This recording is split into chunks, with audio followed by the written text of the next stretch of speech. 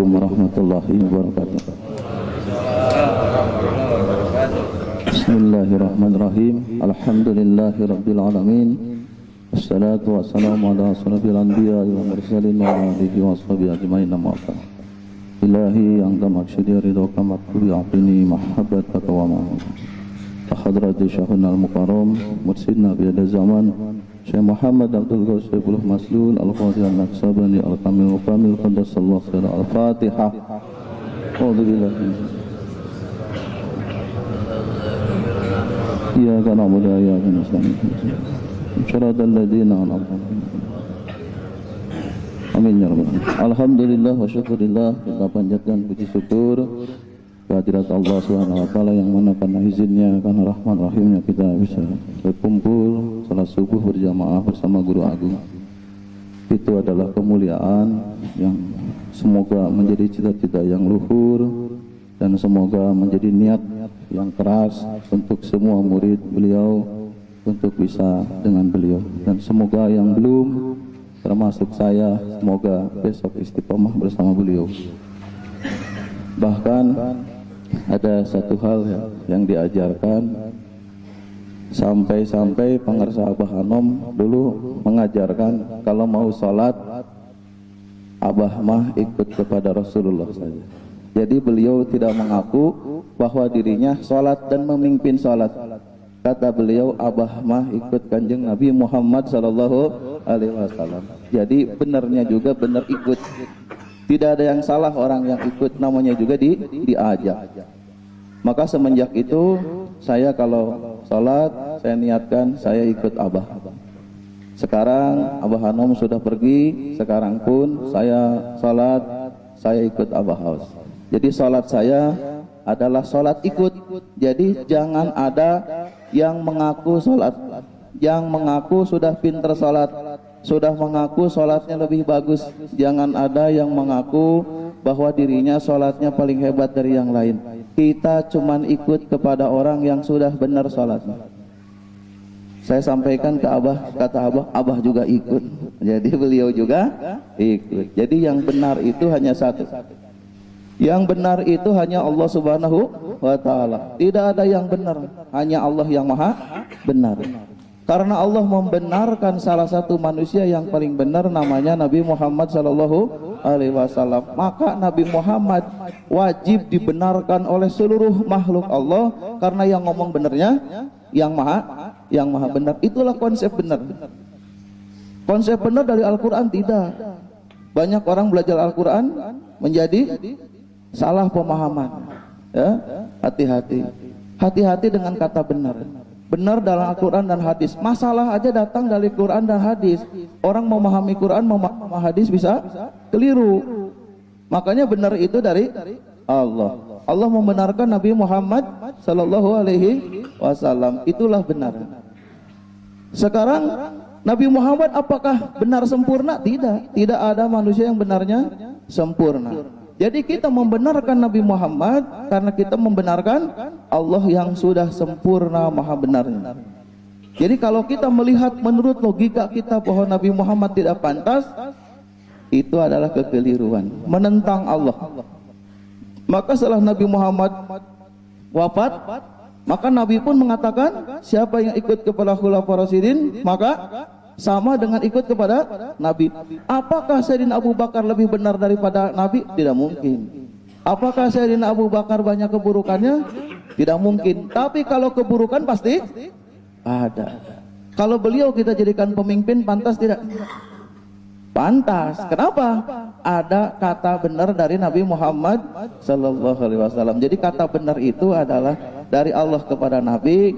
Nabi dibenarkan, menentang Nabi berarti menentang Allah. Nabi membenarkan Abu Bakar, Umar, Utsman, Ali, berarti Khulafaur Rasyidin itu adalah benar. Kenapa?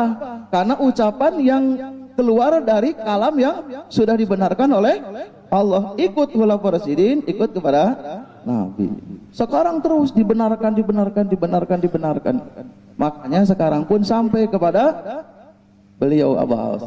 Jadi Abah Haus itu adalah orang yang sudah dibenarkan oleh gurunya. gurunya. Makanya kalau kita melihat satu hal terkecil saja, melihat Pak Abah begini ya. Saya juga kadang-kadang ngikutin setan mah ada.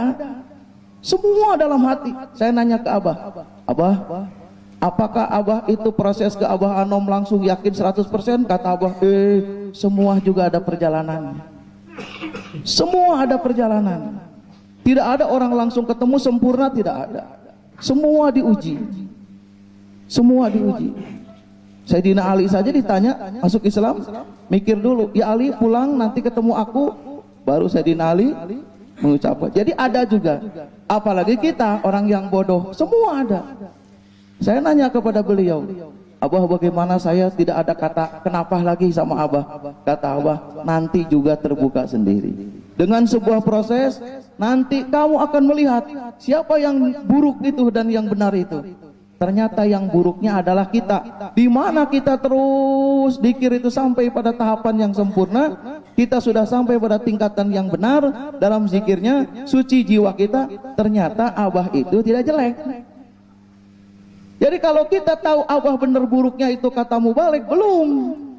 Begitu sampai terbuka jiwa kita bahwa kita itu sudah mencapai tingkatan yang suci, maka begitu kita melihat Abah, iya ya. Seperti itu. Itulah ya. Jadi zikir itu adalah mensucikan hati. Jadi di mana seorang murid ada kata, kenapa Abah begini ya? Itu berarti jangan nanya sama mubalik. Zikir yang banyak.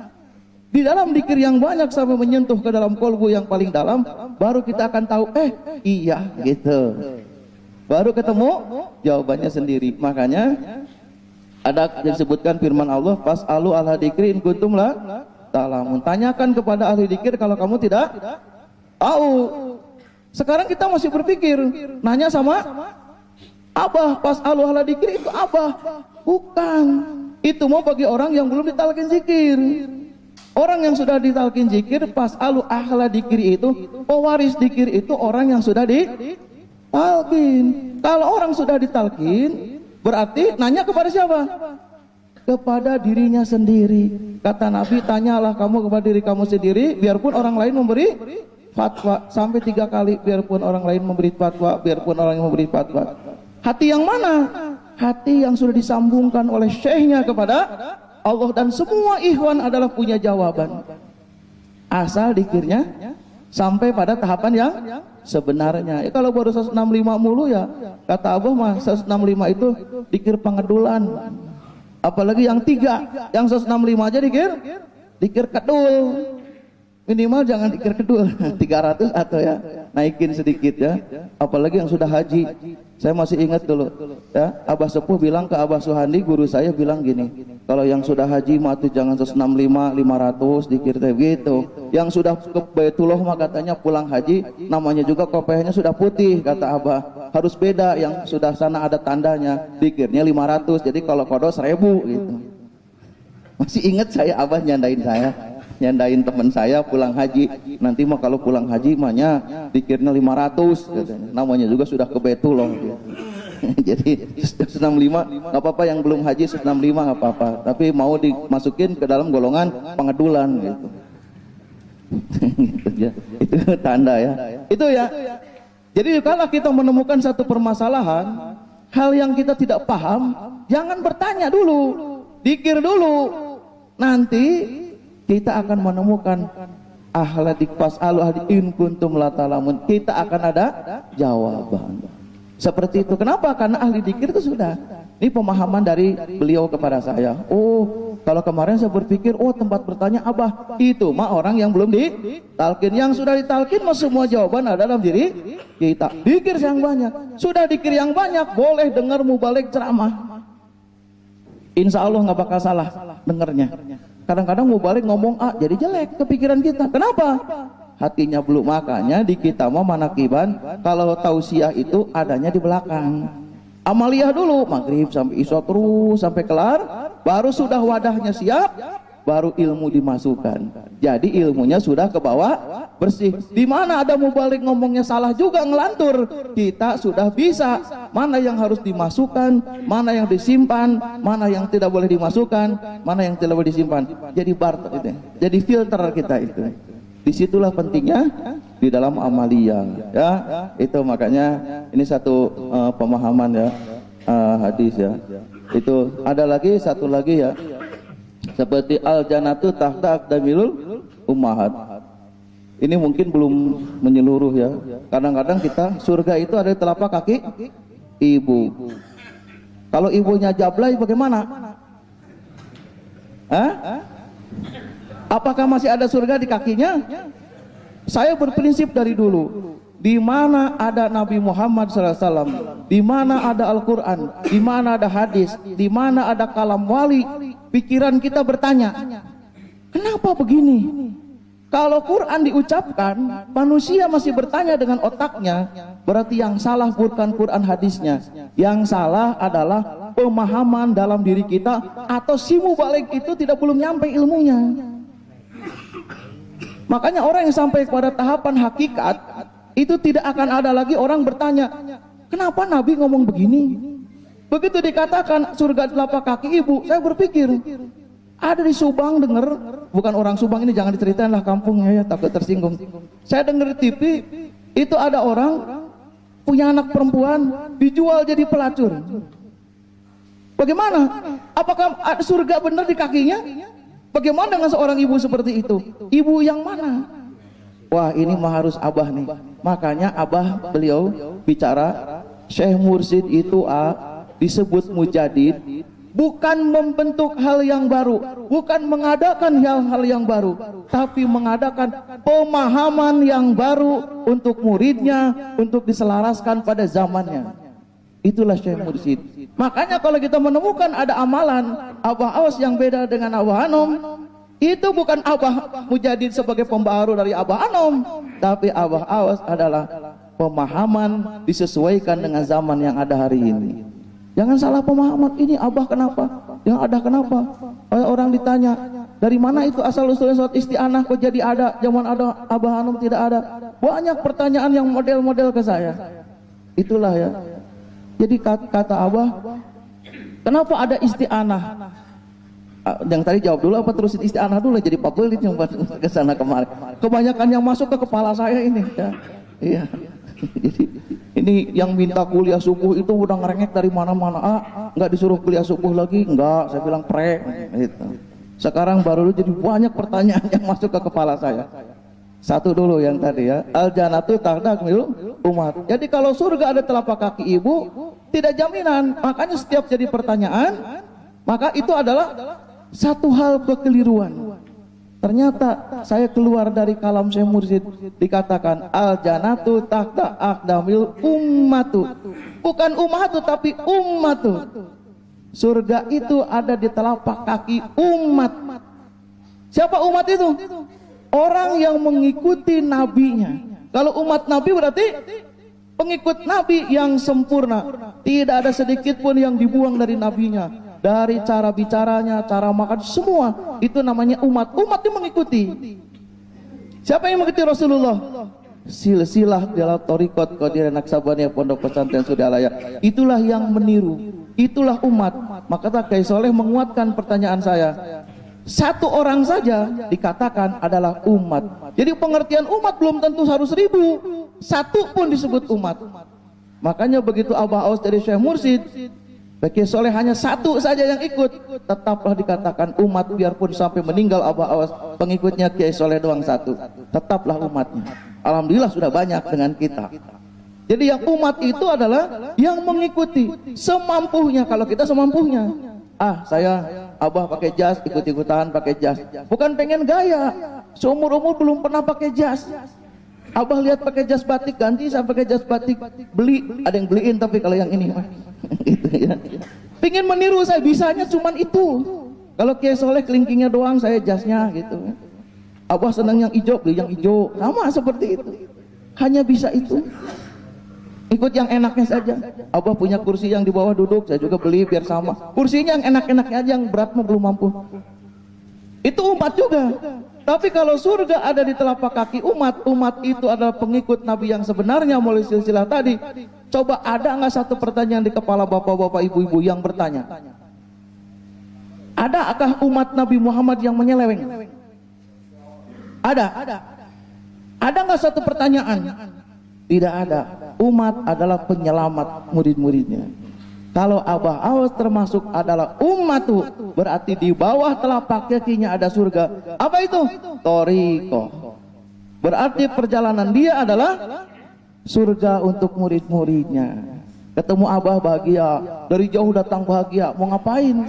Ketemu Abah doang sudah bahagia. Kata Abah, jangan tanggung-tanggung sekarang. Pergi manakiban sebut aja mau kemana? Mau pergi ke surga, mau masuk surga. Berarti duduk di sini bersama Abah sudah di surga.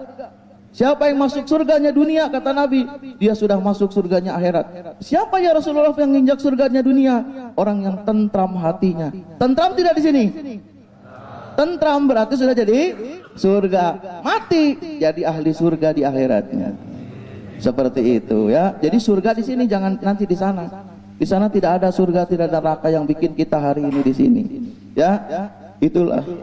Saya bilang, Abah, kalau begitu saya mau nanya hadis-hadis sama Qurannya sama Abah, biar nanti jawaban dari Abah Anom ke Abah dijawab kepada saya. Apa jawaban beliau? Jangan diterangin semua, kasihan santri yang pesantren puluhan tahun. Jadi santri yang puluhan tahun ngaji, pemahamannya ternyata begitu ngikut thariqat, kok banyak salah aku, gitu. Kasihan pesantren lah tahun-tahun, kalah sama yang bodoh nanya, gitu. Jadi kata Abah sedikit-sedikit saja. Kasihan pesantren puluhan tahun ternyata, waduh, gitu kan. Seperti itu. Itulah kebijaksanaan saya. Jadi sembunyikan ilmu yang dalamnya, hanya untuk yang perlu saja. Karena beliau mah tidak gampang menyalahkan pengajaran orang lain. Silahkan, mau disebut juga di telapak kaki ibu, silahkan. Mudah-mudahan anak berbakti kepada ibunya. Seperti itu. Tidak melihat sisi yang jelek. Kata Abah juga, jangan menyalahkan pengajaran orang lain. Jangan menyalahkan pengajaran orang lain. Siapapun ajaran orang, benarkan saja. Si A benar, si B benar. Baca hadisnya salah, benar. Ngomongnya benar. Itu Abah ngomong ke saya. Jangan suka nyebut salahnya. Tapi benar itu ada dua. Ada benar mutlak benernya, emang benar. Ada benar salahnya. Itu. Tapi jangan disebutin salahnya, jangan. Karena Abahnya juga bilang benarnya saja. Balik naik panggung, cerita galak banget, wes. Saya ngomong ngelantur aja sama Abah senyum aja, ketawa saja Abah. Padahal saya orang bodoh, diem saja Abah. Pasti dari 10 omongan saya, mudah-mudahan ada yang nempel 2 yang benernya, yang 8 salah, Abah diem saja. Kata Abah, bener juga itu, kata Abah, mudah-mudahan tidak diteruskin salahnya, tidak, karena Abah mah bijaksana. Bijaksana beliau mah. Orang yang suka menyebutkan salahnya orang itu, jangankan yang benar disalahkan, yang salah disebutkan salah, disampaikan ke kuping orang lain, jadi jelek. Orang yang disalahkannya sudah benar, yang menjelekkan masih menjelekkan, bagaimana? Saya jelek, salah di hadapan Abah, disebutkan sama Abah, tuh si A salah. Sejuta murid Abah semua menyalahkan saya. Ternyata saya tobat malam-malam, kemudian saya menemukan kebenaran, saya sudah benar. Bagaimana yang sejuta orang? Hati-hati. Makanya Abah tidak menyalahkan pengajaran orang lain. Paham itu pengertian kambing aja mendalam. Kalau kita mau dengar mau balik salah, dengerin salahnya. Ini satu, tulis, laporin, tulis, SMS kan, hati-hati nih, Kiai Ali Asik nih, hati-hati, hati-hati mulu. Padahal saya sedang belajar. Saya udah berkali-kali bilang, kalau saya ada salah wajar, namanya juga orang sedang belajar. Kalau ada benernya juga pantas, namanya juga murid Sultan Aulia. Hebat, muridnya Sultan Aulia, siapa yang nggak hebat? Jelek, namanya juga baru belajar. Jadi kita mah nggak ada yang jelek, ikut aja udah. Paham ya? Nah itu ya, pemahaman-pemahaman yang kita harus memahaminya. Hati-hati. Sekarang mah tahu. Jadi besok kalau ada hadis, ada Quran yang bikin pertanyaan, kenapa ya? Jangan kenapa, dikir yang banyak, tanya sama Abah, pasti jawabannya tidak ada nanya lagi. Saya diam saja begitu. Ini pertanyaan Abah nih, akhlak Abah nih. Di umroh saya ditanya, saya kan gemuk badannya, sepatunya gede. Abah nanya, sekarang berat berapa? Perasaan Abah mungkin melihat saya tambah gemuk saja mungkin. Saya bilang baru 106 bah, 106 kata Abah. Belum 121. Begitu. Seluruh orang nanya kepada saya, Yai tambah gemuk aja? Iya, jangan banyakkan tidur. Begitu ngomongnya. Udah tahu saya tukang tidur sebut tong jadi ngambek ya itu. Lu udah tahu gua tukang tidur buka kartu lagi kan ngambek. Ada orang nanya, Yai itu kok tambah gemuk aja perasaan? Iya, saya bilang olahraga dong, jangan diem aja. Pertanyaan itu pertanyaan yang menyinggung perasaan orang lain. Saya tersinggung juga sebenarnya gitu ya. Disebut gemuknya, oh kalau kiai torikot gemuk seperti itu. Tapi saya melihat, saya membandingkan. Berat berapa? 106 Abah. Belum 121 kan. Jadi Abah bilang belum gemuk banget, belum berat banget, tenang saja. Masih ada yang gede. Alhamdulillah Abah ngangkat wakil taklim yang lebih gendut daripada saya. Alhamdulillah. Wah, ada temen gitu. Jadi itulah. Itu contoh seperti itu. Saya memikirkannya bukan perkataannya, tapi menilai. Waspada dalam kata-kata, dalam bahasa. Itu contoh, itu akhlak, bukan hal yang gampang. Saya melihat, oh iya, Abah selalu bagaimana perkataan itu menyenangkan hati orang lain. Ini udah tahu nih, saya punya wakil talqin nih, kan disebut gemuk suka ngambek kayaknya nih gitu. Abah bilang tenang aja, nggak tenang, nggak usah takut. Itulah beliau.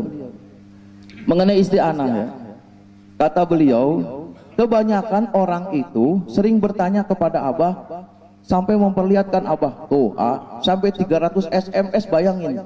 Guru dipusingkan dengan pertanyaan 300 SMS. Padahal kita nanya dalam hati saja sudah terjawab oleh Abah. Dikir sudah dikasihkan. Jadi orang itu pingin yang instan. Dikirnya males, ibadahnya kagak mau, pingin instan. Udah langsung, kalau gitu mah enakan murid.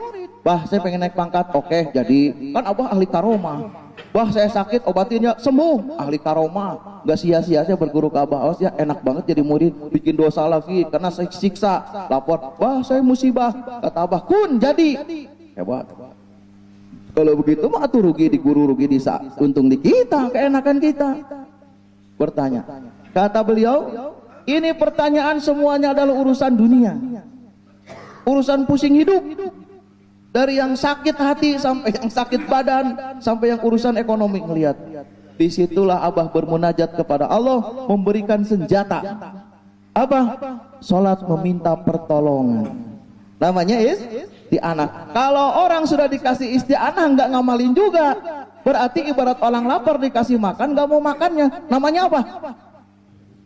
Saya lapar Pak, saya susah Pak, nih alatnya, tapi nggak mau nalennya. Apa namanya? Apa? Ngedul. Ada yang kata-kata lebih jelek lagi. Untuk diri kamu sendiri silahkan. Celah diri kamu sendiri. Goblok berarti saya, ya silahkan. Kurang ajar berarti ya silahkan. Celah diri kamu sendiri. Jangan mencela orang lain. Kenapa saya begini? Oh iya, sayanya malas. Itu mahal, tidak main-main. Ini mah ditanya, zaman Abah Hanum nggak ada ya? Kok zaman Abah Hos jadi ada? Itu orang dikasih senjata, Bapak. Mahal. Itu sholat isti'anah itu untuk menjawab, menyelesaikan semua permasalahan hidup manusia. Sholat isti'anah, kita mah aneh, ada senjata ini, nanti kalau dagang gak laku baru sholat isti'anah. Oh lagi laku kagak. Lihat di Al-Quran dikatakan Nabi Yunus ditelan ikan, kluk, masuk ke dalam ikan. Udah bau, udah pengap. Untung Nabi 3 hari 3 malam dalam perut ikan. Kalau kita dalam perut ikan 3 hari 3 malam, wah lewat. Karena Nabi ahli riadoh, tawajuh di dalam. Dia membaca la ilaha illa anta subhanaka inni kuntu minadh-dhalimin. Begitu dia minta tolong kepada Allah karena dia merasa berdosa, tidak menyalahkan orang lain, dirinya yang dosa, tidak menyalahkan umatnya, tapi dia yang berdosa, minta diampuni oleh Allah, minta dikeluarkan dari perut ikan. Apa jawaban Allah? Seandainya engkau Yunus orang yang tidak pernah berdoa dengan cara seperti ini, tidak membaca dari dulu yang seperti ini, niscaya kau tidak akan kau keluarkan dari perut ikan ini. Tidak. Berarti yang dikabulkan yang sebelumnya. Makanya kata Allah, di mana orang sedang senang itu ibadah kepada Allah, berbuat baik di hadapan Allah, maka Allah akan ingat di kala susah. Jadi ibadah itu ibarat nabung. Sekarang nabung dulu yang banyak. Nanti dikala kena musibah, butuh duit, tinggal gesek, keluar nggak duitnya? Ini mah nabung kagak pernah, kira susah gesek-gesek, ya kagak keluar. Bingung. Pikir yang banyak dulu. Saya kan lagi gak banyak masalah. Justru lagi gak banyak masalah itulah kita harus banyak ibadah, mumpung dikasih sehat. Usaha lagi maju, mumpung pikiran lagi bener nih. Kalau lagi rupak mana? Sholat juga Allahu Akbar. Puyeng aja kepala itu. Mumpung lagi bener, mumpung belum ada ujian dari Allah, ibadah yang banyak, zikir yang banyak. Sholat isti'anah tapi saya belum punya masalah. Jangan nunggu masalah. Terus rutin. Sekian puluh tahun tidak ada masalah. Begitu ada, tinggal ngegesek sedikit, isti'anah 2 rakaat saja, insya Allah selesai masalah itu. Saya satu hal ini kejadian hal. Waktu itu saya nanya ke istri saya, Bu, apa? Pingin tahu nggak sholat duhanya bapak? Saya bergaya depan istri, namanya baru nikah biar disebut suami hebat, namanya juga sama istrinya. Emang bapak bisa apa? Oh, sholat duhanya luar biasa. Pokoknya ibu minta apa aja langsung jeng depan muka. Namanya juga tuh muridnya Abah Anom dulu begitu cerita. Kata istri saya, kalau minta duit boleh nggak pakai sholat duha bapak? Boleh. Kira-kira tahu-tahu kalau ada uang ngasih duit 20 juta, tahu-tahu bleng gitu di rekening, seminggu kemudian bisa nggak? Bisa. Oh, duha. Bapak duhanya beda lagi, itu ngagul depan istri biar disebut orang hebat. Kata kiai juga ngagul depan istri mah boleh saja, supaya yakin, supaya istri saya patuh kepada saya sepenuhnya. Namanya juga pengantin baru, lagi nggak punya duit ceritanya. Sholat biasanya saya sholat itu 8. Saya bilang saya nggak usah 8, 2 saja. Begitu 2 beres. Padahal mah duitin itu sudah ada depan mata, cuma nipu istri aja ini mah biar gampang. Ini baru buka kartu hari ini. Karena 12 tahun nikah belum buka kartu, baru hari ini buka kartu, ada Abah di belakang. Takut disebut bohong. Udah begitu, duitin bakal ada. Pura-pura. Kata istri, tapi dihipnotis dulu pikirannya, suruh masuk 20 juta, 20 juta, 20 juta gitu. Kan siapa ahli hipnotis. Kata orang juga tukang sihir Kiai Alimah, jangan dipakai Kiai Ali, makanya di Bekasi nggak dipakai. Kenapa? Tukang sihir suka ngerebut murid orang, hati-hati. Makanya di Bekasi dipending, tidak apa-apa, lari ke Bandung. Nah itu seperti itu. 20. Kata istri, boleh Pak ada 20 juta masuk rekening? Boleh, tungguin. Seminggu kemudian bener dia ngasih uang ke situ, plak dong. Kok Bapak sakti ya? Oh, murid siapa dulu? Makanya duha jangan ditinggalin ya sama ibu. Iya. Pembuktian, mengajarkan kepada seperti itu. Nipu sedikit nggak apa-apa. Sekarang kan buka kartunya, jadi nggak nipu. Nipu sedikit. Itulah ya pemahaman. Wah, sampai jam berapa ini? Ditanya. Masih lama. Berarti teruskan ini ya. Itu contoh. Itulah ya pemahaman dari seperti tadi. Ini bukan sebuah cerita untuk ngagul, bukan. Tapi sebuah, kalau kita mempunyai sedikit aja kelebihan, manfaatkan untuk orang lain supaya yakin kepada kita. Apa saja. Ya, seperti itu. Silahkan. Sampai-sampai kemarin di Bandung ada orang bertanya begini. Abah bolehkah saya, kepada Abah Hanom bertanya, Abah bolehkan saya mengajarkan ilmu hikmah kepada murid Abah? Apa kata Abah Hanom?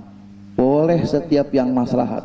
Saya pun baca di 165 Abah Awas menjawab, setiap kebaikan Abah tidak menolak setiap kebaikan, asal yang maslahat dari Allah. Cuman jangan dikatakan dari Abah, karena Abah itu adalah cetakannya Abah Hanom. Yang bukan dari Abah Hanom, Abah Awas tidak melakukan. Bukan berarti muridnya jadi serba tidak boleh. Dikatakan Abah mah pabrik dikir, mubalik mah toko. Yang namanya toko tidak ada dikir saja, yang lain macam-macam banyak. Kalau mubalik menceritakan dikir berarti menceritakan gurunya. Kalau dia menceritakan yang lain berarti bukan gurunya tapi dirinya. Selama diri itu boleh dijual untuk keagungan syekhnya, untuk keagungan ajaran gurunya, itu hukumnya sah. Tapi kalau menjual dirinya malah untuk supaya kita mengambil murid Abah supaya belok ke kita, namanya haram. Paham tidak? Saya sudah sumpah di hadapan Allah, ya Allah, kalau Allah beri saya keistimewaan, saya akan jadikan semua untuk dakwah thariqah. Saya di hadapan Abah Hanom bicara begitu. Gak lama kemudian saya bisa ngobatin orang. Semua yang saya obatin, semua saya ajak talqin. Entah yang ngamalin, entah yang enggak, saya masa bodoh. Apalagi sekarang saya sudah wakil talqin. Beres ngobatin, saya bilang, mau kamu sembuh dohir batin? Mau. Kata Abah, sekarang maklumatnya lain. Wakil itu, orang yang ditalkin tidak perlu ditanya, jejelin aja. Masa orang sudah makan enak tidak mau? Karena prinsip itu saya nggak mikir panjang. Ada orang sakit, saya bilang, sebelum saya obatin sakitnya, saya talkin dulu. Bagaimana? Boleh Pak? Mau mengamalkan? Mau. Biarin awalnya dia pengen sembuh. Mudah-mudahan ujungnya nanti kalau sering manakiban, jadi ilahi anta maksudi. Saya talkin, jeger, udah, baru saya obatin pinggangnya. Pinggangnya sembuh, dia nemu talkin. Kata dia, wah luar biasa ini berobat sama kiai anak. Udah nemu akhirat, nemu sembuh lagi. Alhamdulillah. Oh kayaknya itu namanya menggunakan keistimewaan sendiri untuk kelestarian thariqat. Itu tidak dilarang yang begitu teh Bapak. Tapi kalau kita menggunakan thariqat untuk supaya kita ngambil muridnya, supaya berobat kepada kita nyari duit, itu baru namanya menyimpang. Jangan salah pemahaman. Abah di SMS dituliskan, Abah mah tidak makan yang disajikan oleh Abah Anom. Artinya apa? Abah mah tidak akan melakukan sesuatu yang Abah tidak melakukan. Makanya jangan sembarangan kita ngomong yang tidak ada di Abahnya, diceritakan dari Abah, tidak boleh. Itu udah melanggar. Dosa itu kepada guru. Kalau Abah mengiyahkan, Abah saya ngerjain ini dari amalan guru saya yang dulu, kata Abah teh, ya silahkan, tapi jangan dikatakan dari Abah. Abah mah tidak. Abah tidak akan menyuruh kepada seseorang yang mana Abah sendiri tidak melakukan. Itu namanya munafik. Kalau memang bukan dari Abah, ya sampaikan, ini dari saya. Tapi untuk apa? Untuk kelestarian thariqat Qadhiyah Naqsabandiyah Pondok Pesantren Suryalaya. Itu namanya jualan untuk guru. Coba lihat iklan. Iklannya Ronaldo. Yang dijual? Sampo clear. Apa Ronaldo-nya dijual? Tidak. Ronaldo jual gantengnya untuk narik orang melihat dia dengan kemahiran main bolanya untuk jual produk sampo. Sekarang saya mau nanya, apa yang dijual oleh Abah Aos? Abah Aos itu jualan Abah Anom. Maka yang tidak ikut Abah Aos tidak ikut Abah Anom. Abah Anom menceritakan Abah Sepuh, berarti jualan Abah Sepuh. Makanya Abah Aos, saya dengar satu ceramahnya, aku ini yang memperkenalkan guru saudara-saudara kepada saudara. Tidak akan kenal kita Abah Anom kalau Abah Aos tidak ngomong. Paham ya? Sekarang Abah Aos itu cerita apa? Saya ingat cerita Ustaz Dadang kepada saya. Ustaz Dadang nangis ke saya. Apa bilangnya? Abah ma'a bilang satu rambut saja milik Abah, bukan menyebutkan milik Abah Anom.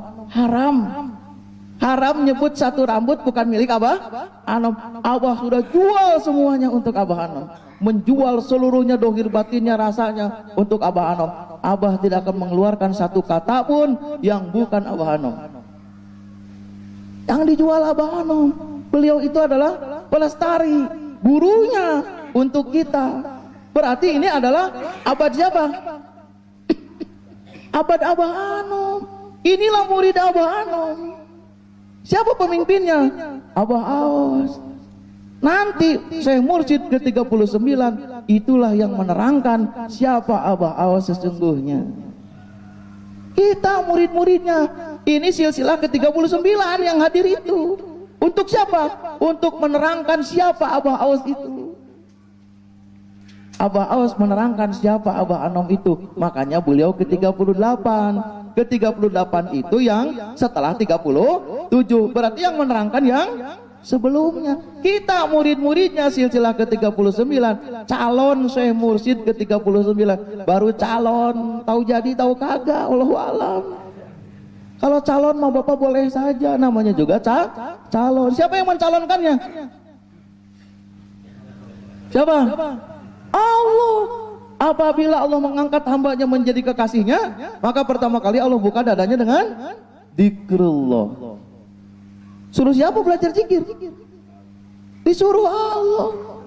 Di Al-Quran juga suruh Allah. Kita ngikut perintah Allah. Ikut dan mau ikut Abah Aos. Berarti ngikut Allah. Berarti dicalonkan oleh Allah. Senang tidak dicalonkan oleh Allah? Sudah jadi wali belum sekarang? Sudah. Muridnya wali ya wali. Kalau Abah sultan wali, rajanya wali. Yang jadi walinya siapa? Yang ikut. Abah itu pemimpin, diikutin oleh kita. Yang jadi walinya kita. Makanya kalau ngaku wali diem saja. Emang wali kita itu.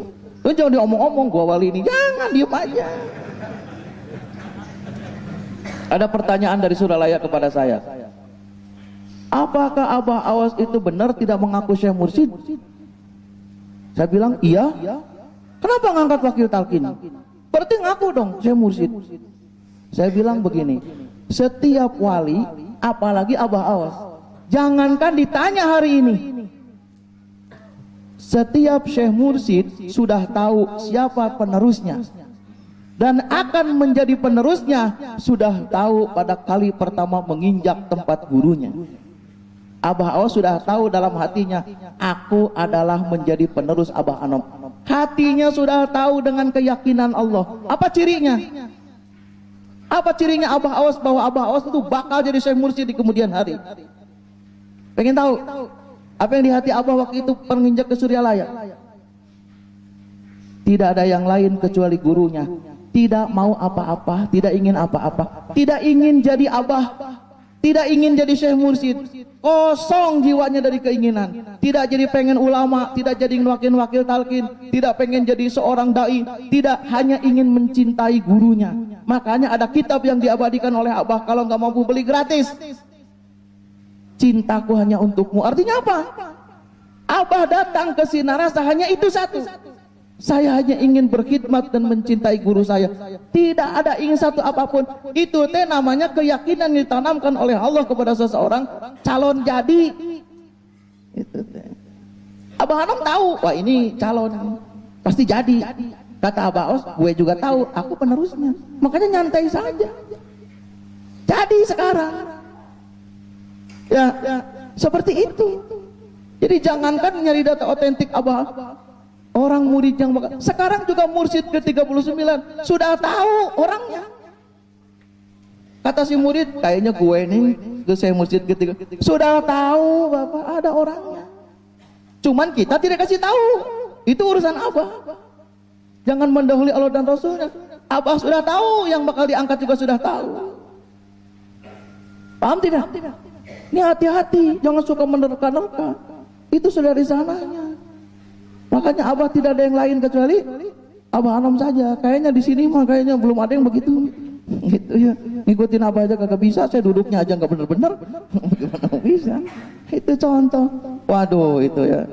Itulah beliau ya kepada Abah Anom. Tidak ada yang ini yang itu. Ya. Jadi yang diceritakan juga adalah Abah saja, tidak ada yang lain.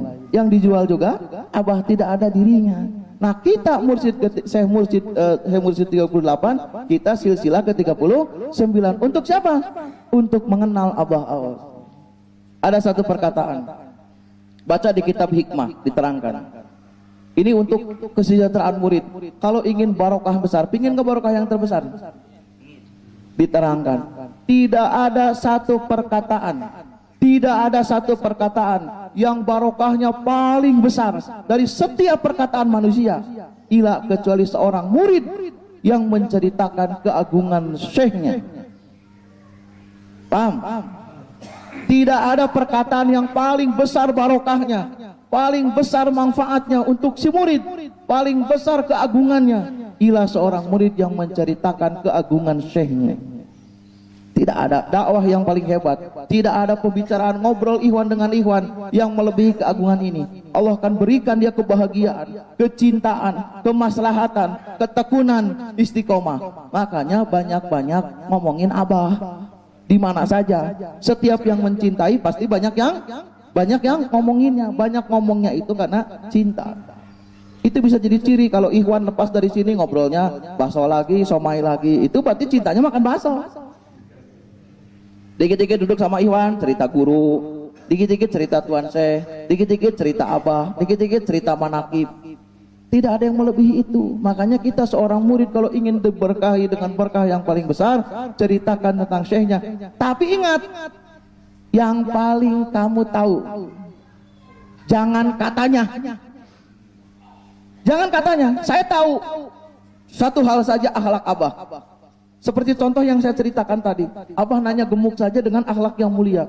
Saya melihat Abah itu kok, kok begini? Alhamdulillah saya punya guru luar biasa, senang cerita tentang Abah, ceritakan ke temannya. Nanti Allah akan perlihatkan kembali yang kedua kalinya tentang keagungan Syekh Mursyid. Diceritakan lagi dengan temannya, bertambah imannya, iman bertambah, Allah akan perlihatkan lagi siapa Syekh Mursyid itu. Terus sampai kita jatuh dalam kecintaan. Itulah cintaku untukmu itu ya. Jadi biasakan. Begitu tahu sedikit, saya mah tahu Abah kayaknya begini. Jangan, itu namanya setan. Kalau ada kita buruk sangka kepada guru, itu namanya setan. Zikir yang banyak. Di mana guru diceritakan, Allah akan tambah. Saya begitu ngelihat gini, masuk. Ada yang jeleknya, saya buang jauh-jauh. Tobat terus, wah ini yang jelek saya pasti, yang jelek saya pasti. Itulah contoh ya. Jadi yang tadi pertanyaan itu, apakah Abah itu benar tidak? Tidak. Kok ngangkat wakil talqin? Saya katakan, kalau Nabi boleh mengaku di hadapan orang, aku ini Rasul Allah, aku ini Nabi. Tapi kalau wali yang diharamkan itu pengakuan lisan. Garis bawahi, yang diharamkan bagi seorang wali adalah pengakuan lisan. Saya adalah Syekh Mursyid biada zaman Pondok Pesantren Suryalaya ke-38. Ini orangnya sambil begini Abah awas di atas mimbar. Itu berarti mursyid bohong. Pernah dengar begitu guru kita? Tidak pernah. Ada orang nanya, Abah saya ikut Abah. Hak kamu. Abah saya ngakuin Abah Syekh Mursyid. Hak kamu. Asyhadu an la ilaha illallah, asyhadu anna Muhammad Rasulullah. Syekh Muhammad Abdul Ghasipul Maslul Al-Qadi An-Naksabandi waliullah. Wali kita, kata Abah, hak kamu. Kalau kamu punya hak, Abah punya kewajiban. Apa hak kamu? Ikut aku. Aku wajib ngurusin kamu dunia akhiratnya. Aku wajib ngurusin kamu tanggung jawab dunia akhiratnya. Kamu punya hak ikut aku wajib. Di mana ada hak murid berarti wajibnya guru. Guru haknya apa? Dipatuhi oleh muridnya, jangan satu pun menyimpang. Hak guru diikutin oleh muridnya. Kewajiban guru adalah hak muridnya untuk dibela nanti di akhirat. Saya katakan Syekh Mursyid tugasnya 2. Jangan dilebih-lebihkan, nanti bingung. Laku dagang lapor Abah, jangan. Abah itu 1 mengistiqomahkan ibadah. 2 menyelamatkan kita di hadapan Allah nanti. Karena kita adalah orang yang tidak akan selamat di akhirat. Coba sholat kita, berapa yang sampai kepada Allahnya? Berani ngaku sholat nyampe? Berani ngaku dikir nyampe? Kita cuma berpegang kepada guru. Abah saya ikut. Abah itulah yang mempertanggungjawabkan ibadah kita di hadapan Allah. Kalau jelek akulah yang baik. Itu pentingnya Syekh Mursyid. Jadi Syekh Mursyid jangan, saya sawah panennya gagal, tolong. Jadi ngariweukeun sorangan mana gitu. Ulah nyusahkeun diri sorangan. Yakinkan. Abah itu saya bilang, Abah itu Syekh Mursyid permulaan menginjak Suryalaya. Beliau sudah yakin bahwa dirinya adalah penerus Abah Anom. Tidak bisa dipungkiri. Makanya begitu diminta tanda tangan untuk deklarasi pengangkatan Syekh Mursyid, Abah tidak mau tanda tangan. Hanya 1 wakil talqin yang tidak mau tanda tangan. Abah awas. Kalau Abah tidak yakin dirinya adalah penerus Syekh Mursyid, sudah tanda tangan. Abah menginjak Suryalaya, jangankan menginjak di perut ibunya saja sudah ditunjuk. Belum jadi perut bedut hamilnya juga sudah ditunjuk bahwa itulah penerus Abah Anom. Begitu lahir pun itulah penerus Abah Anom. Begitu datang ke Suryalaya pun, dipukul oleh Abah Anom pun, beliau sudah mengatakan, aku adalah penerusnya. Tapi akunya disimpan di dalam sirnya. Di mana ada kalam Allah, berarti kita tiada. Ini pemahaman tauhid. Ingin ngelihat Allah. Kalau Allah ada, kita tiada. Kalau kita ada, sampai budak tidak akan pernah merasakan adanya Allah. Begitu. Jadi di mana Abah itu ada pengakuan dari Allah bahwa ini adalah Syekh Mursyid, Abah awasnya tiada. Di mana Abah awasnya ada, berarti kalam Allah tidak ada. Liur tuh. Tong diteruskan aing haresek ya mah. Nah, liur aing dibawa ka dieu liur saya. Ya geus rada beurang soalna liur ya. Ulah kayak gitu. Yang penting mah gitu. Jadi Abah itu kenapa ngangkat wakil talqin? Karena Abah yakin dirinya adalah Syekh Mursyid ke-38. Makanya beliau tegak memimpin orang sebanyak ini, tidak takut dengan apapun karena beliau yakin. Tapi haram diucapkan di mulut. Sekarang kita muridnya wali bukan ini. Wali haram ngomong sama orang, aku sudah jadi wali kata Abah Aus juga. Itu baru dipencit boleh. Dalam hati saja, ternyata nggak nyangka ya, perut gemuk begini ternyata wali juga. Dari dulu mikir jadi wali kayak apa ya? Sekarang sudah jadi wali tanpa sadar. Yang penting jangan ngomong ke orang. Colek-colekan sama temen nggak apa-apa. Ternyata kita wali, senang. Tidak apa-apa, ada Abah yang bilang, semua itu adalah wali. Oh, Abah begitu. Saya mikir, jadi wali, pikir saya sudah kali jaga yang wali, gara-gara gini, wali, gitu ya. Isroka.